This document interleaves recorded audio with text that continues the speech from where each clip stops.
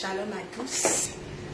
Aujourd'hui, j'aimerais partager à un frère et à une sœur un message concernant nos motivations. Souvent, nous sommes motivés, nous demandons au Seigneur des choses pour satisfaire nos propres besoins personnels, nos propres intérêts égoïstes et charnels.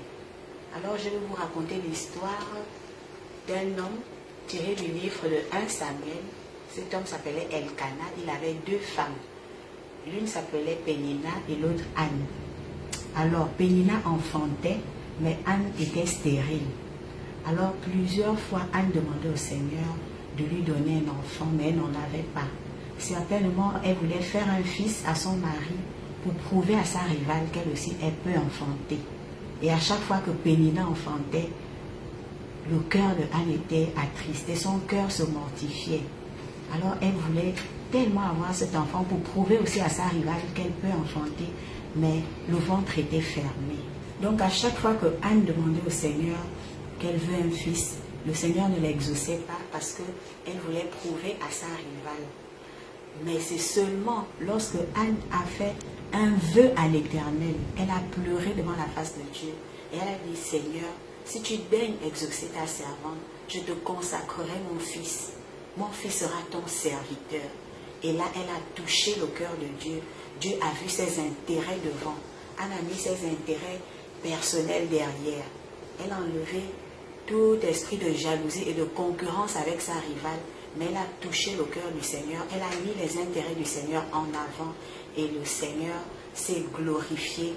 Et dans le cours de la même année, Anne devint enceinte et elle enfanta un fils qu'elle a nommé Samuel.